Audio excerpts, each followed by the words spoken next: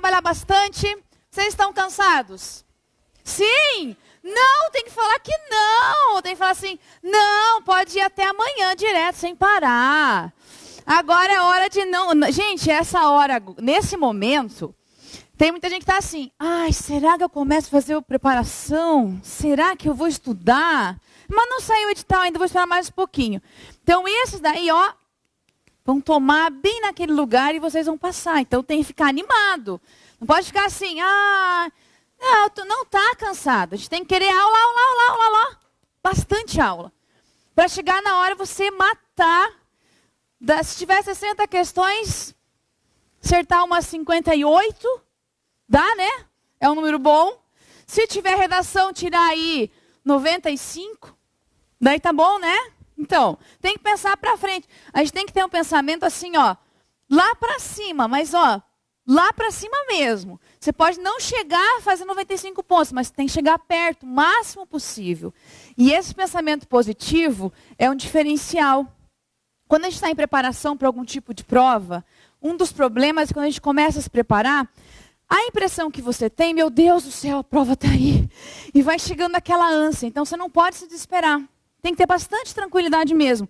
E tem que pensar assim, eu tenho que estudar mais. Nossa, não estudei nada hoje, meu Deus do céu, não vou passar. Tem que ser assim, tem que ser desesperado mesmo. Essa é a hora de passar. Não dá para esperar. O último curso foi há quanto tempo? 4 anos? Imagina só. Você não vai esperar 4 anos para passar de novo? Não, né? Tem que passar nesse aqui. Então, ó, espero que as vagas todas estejam quase todas aqui, ó. No online também, então tá bom, ó. As 800 vagas já são nossas todas, viu? Que beleza? E aí tá bom, né? Mas tem que estudar, tá? Não pode desanimar nessa hora.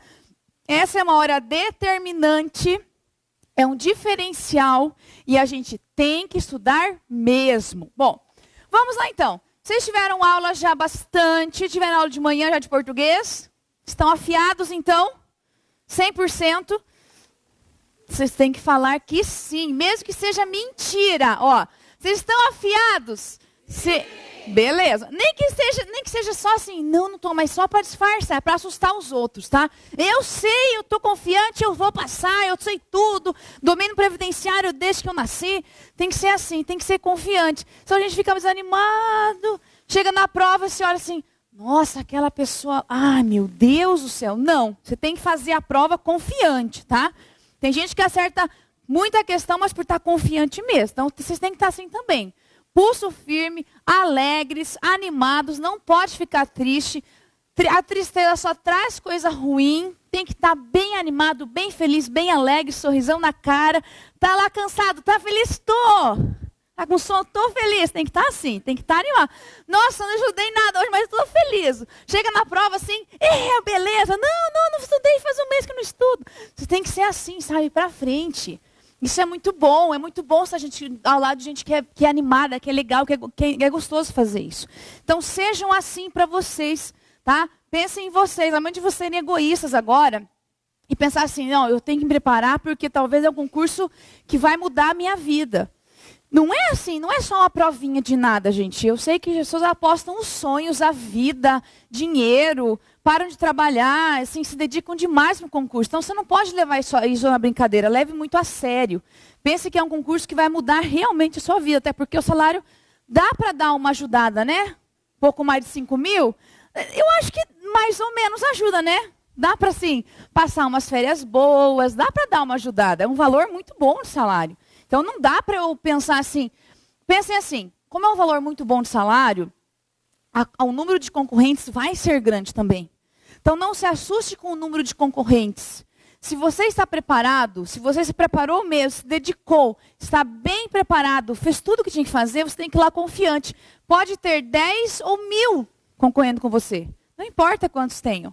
Se você estiver bem preparado, você consegue. Consegue mesmo, tá? Mas tem que estar determinado a fazer isso, tá?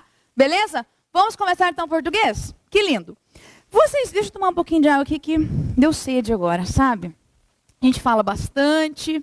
Bom, vocês conseguiram ler o texto ou não chegaram nem a ler o texto do material? Como não leram? Vocês ficaram fazendo o que na hora do almoço? Almoçando, mas não era para almoçar, era para estudar, era para... Tô brincando. Ó, esse primeiro texto aqui é um texto grandão, mas um texto bem tranquilo, tá? Eu vou fazer não uma leitura dele todo. Eu vou só destacar algumas partes do texto. Então, assim, peguei minha prova. O que eu faço, então? A primeira coisa, eu leio um texto desse, o que eu tenho que fazer? A primeira coisa que eu faço? Choro? Não, tô brincando, não pode chorar, tem que ficar feliz. Você vai olhar, título, tá? Ó, a mulher do vizinho, beleza. Nossa, mulher do vizinho, que tipo de texto que é esse, meu Deus? Agora você vai lá, a fonte. Olha só de onde é o texto. Fernando Sabino. Fernando Sabino é um escritor que faz crônicas, textos literários. Geralmente ele faz muitos textos que acabam sendo divulgados em jornais, mas é muita crônica. O que é uma crônica? Crônica é um texto que você traz assuntos do dia a dia, do cotidiano, e transforma isso numa história contada. E geralmente todo tipo de crônica tem uma certa forma de ironia, de crítica, de sarcasmo. Geralmente a crônica tem essa habilidade de fazer isso. Tá? É um dos objetivos da crônica. Então você tem aqui, ó, Fernando Sabino, a mulher do vizinho. Então você sabe que aqui você tem um texto que não é simplesmente um texto informativo. Você vai ter uma história a ser contada. Então o texto começa assim. No primeiro parágrafo, não vou ler, tá? Senão a gente vai ficar cansado demais. Depois vocês leem em casa, né? Se eu chegar hoje depois da aula, sabadão à noite, o que a gente faz? Estuda. Domingo de manhã, o que a gente faz? Estuda. De meio-dia? Pode almoçar, pode. À tarde, estuda de novo, tá? Não pode parar de estudar. No primeiro parágrafo, você tem o seguinte. Você tem lá um contexto em que fala que havia um general bem chato, antipático do exército, que tinha um vizinho que era sueco. E os filhos dele jogavam bola e as bolas sempre caíam na casa do vizinho, desse vizinho chato, que é um general do exército. Beleza. Até que esse general resolveu, ele já era um general bem chatão lá, e ele resolveu reclamar disso. Mas como assim esse sueco fica jogando bola aqui no meu quintal? Então ele ficou bravo com isso. Aí o que ele fez? Deu um jeito de falar com o delegado. Ó, fala com aquele sueco lá que está enchendo o saco. Aí ele foi lá. No segundo parágrafo ele fala assim, ó.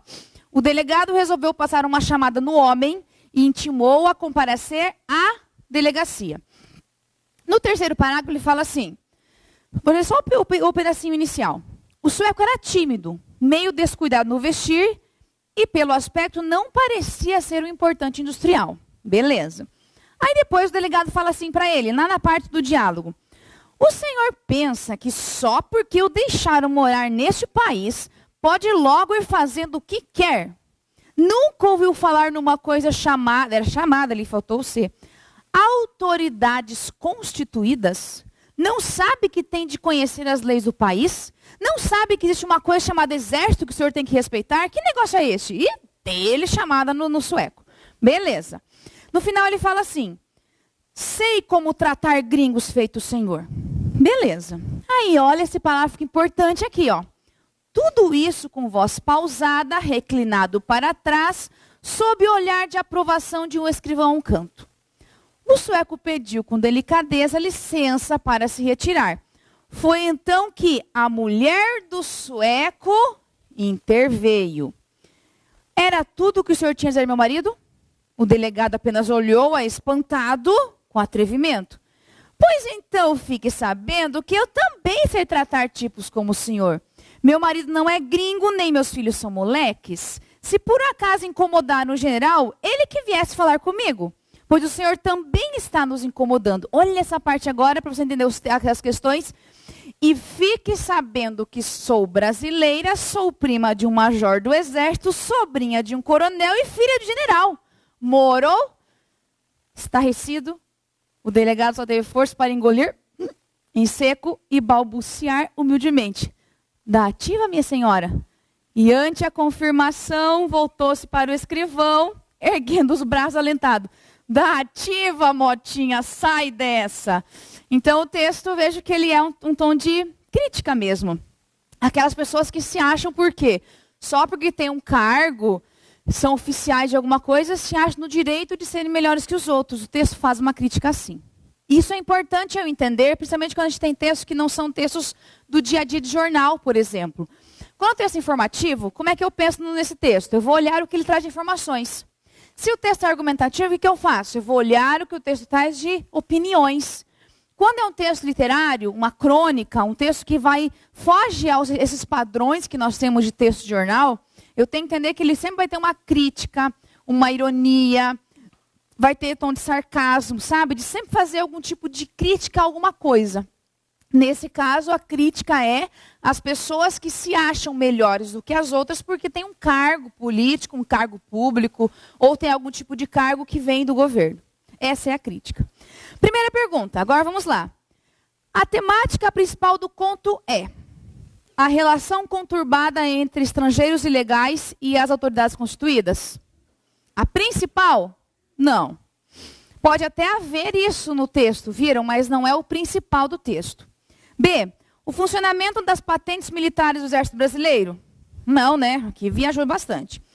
C. A falta de educação das crianças da época? Não, também, né? Viajou essa daqui. D. O abuso de poder de maneira a reafirmar as autoridades constituídas? Perfeito. E. O rígido cumprimento das leis por parte dos cidadãos? Não. D. Veja que quando a gente lê o texto nessa perspectiva, claro que a gente fez uma leitura rápida agora. Numa prova, como é que você faz, como é que você se prepara para uma questão de interpretação? O legal é você ler os enunciados antes das questões, saber o que eles falam, esses enunciados. Aí você percebeu, opa, eu sei que essas questões querem perceber isso. A temática principal, a opinião de alguém. Aí você faz uma leitura pensando nessa perspectiva, tá? Cuidado, quando o texto for muito longo, leia bem antes do enunciado, porque senão, às vezes você tem que ler o texto por ler. Às vezes você lê sem precisar. Então, tenha esse cuidado de primeiro ver o enunciado das questões, saber se realmente você tem que ler todo aquele texto, ou às vezes tem que ler mais de uma vez. Então, tenha esse cuidado na hora de fazer uma questão de prova. Beleza. Vamos para a segunda. No texto, letra A, o julgamento apressado do delegado deveu-se, entre outras razões, à aparência humilde do sueco. Ó, vamos ver se a letra A dá certo. Veja lá naquele parágrafo que ele fala assim, ó. O sueco era tímido, meio descuidado no vestir e pelo aspecto não parecia ser um importante industrial, dono de uma grande fábrica de papel e tudo mais, que realmente ele era. Aí, o que o delegado fez?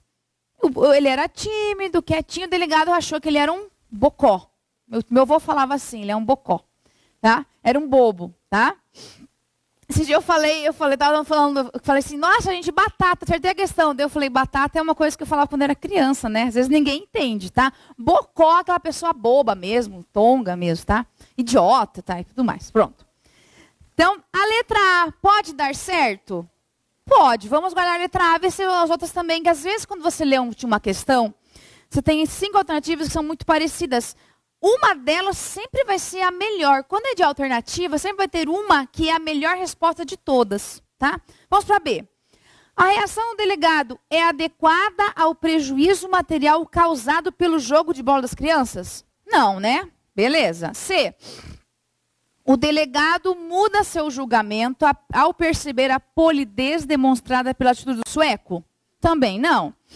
D. O autor desenvolve uma crítica à educação contemporânea pautada no comportamento das crianças? Também não. E a mulher esclarece que o general mencionado no primeiro parágrafo é seu pai, com a mesma delicadeza do seu marido? Não, né? Também não. Então, letra A, resposta certinha. Na 3. Depreende-se corretamente do texto que o delegado. Depreende-se quer dizer que você vai deduzir isso. E não tem que estar escrito isso no texto. Você percebe pelo contexto. Não tem que estar ali mais escrita essa palavra no texto. Você percebe isso pela leitura. A. O delegado torna-se acanhado diante da filha de um general, embora se mostrasse prepotente de início. Legal, isso que ele faz, né? Primeiro, quando está perto da filha do general, depois que ele sabe que ela é filha do general, aí ele fica meio acanhado, mas no começo ele é extremamente prepotente. Na B. Encontra na figura do escrivão seu último recurso para resolver o problema? Não, né? Ele só comenta que o escrivão está lá no final, mas só isso. C. Espera com sarcasmo pela intervenção da esposa do sueco? Não, ele está lá sentado para trás, mas não dá para deduzir isso. D, não se importa com diferenças hierárquicas por seu caráter constante? Também não. E na E, usa a expressão latina dura lex a fim de demonstrar sua imparcialidade? Também não. É só A mesmo que dá certo aqui, tá? Pela lógica de depreender algo do texto. Perfeito.